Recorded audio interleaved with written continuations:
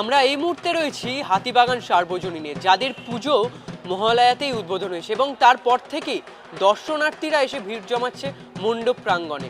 সেই সাথে দর্শনার্থীরা কি জানাচ্ছেন এবং এই যে পূজা মণ্ডপ তা কি দিয়ে সাজিয়ে তোলা হয়েছে সেটাই দেখে নেব।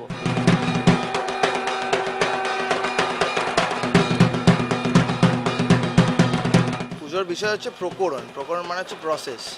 উত্তর কলকাতার যে বনেদিয়া থেকে উত্তর কলকাতা নতুন উত্তর কলকাতার যে বিভিন্ন ধরনের ফ্ল্যাট, বিভিন্ন উত্তর কলকাতার যে এসেন্সগুলো ছিল, যেরকম পুরোনো দিনের আর্চের বাড়ি, ঝুল বারান্দা, গ্রিলের কাস্ট আয়রনের গ্রিল, সেইগুলো ছেড়ে যে এখন একটা বিভৎস আকারের সব বিভিন্ন ধরনের দেশলাই বক্সের মতো যে ছোট ছোট ফ্ল্যাট গড়ে উঠছে, সেই যে স্ট্রাকচারের বিবর্তন এবং পরিবেশ থেকে শুরু করে, পরিচ্ছদ থেকে শুরু করে, ড্রেস থেকে শুরু করে সেই যে বিবর্তনের ইতিহাস, সেটাই আমরা হাতিবাগান সার্বজনীনে তুলে ধরেছি। আমি তো নিজে নর্থ কলকাতা, তো আমার কাছে হাতিবাগানের পুজো মানে সবসময় মানে ওটা বাড়ির পুজো, ঘরের পুজো টাইপের।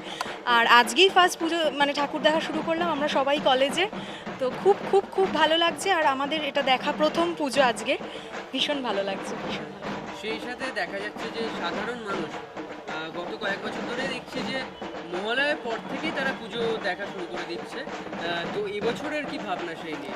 এবারে একটু আরজিকরের জন্য মহালয়ার পর থেকে হয়তো দেখাটা কম, বাট তারই সঙ্গে আমাদের এটাও মনে রাখতে হবে যে পুজোর সঙ্গে তো অনেক ছোট বিজনেসও জড়িয়ে থাকে, তো ওদের ইকোনমিক দিকটাও আমাদের দেখতে হয়, ওদের ফিনান্সিয়াল সাপোর্টটাও দরকার। তো সেই জন্য মানুষ তো বেরোবেই, পুজোতে মানুষ বেরোবেই, তো সেই জন্য এটা তো মানে খুব কমন ব্যাপার।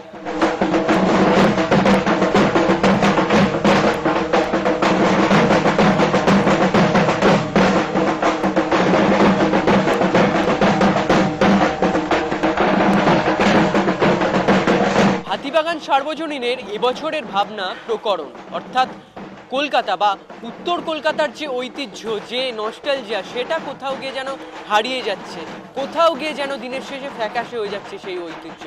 সেই ঐতিহ্যকেই এবার মণ্ডপ সজ্জায় স্থান দিচ্ছেন তারা এবং তার পাশাপাশি প্রতিমাকেও সেই রূপেই সাজিয়ে তুলেছেন তারা।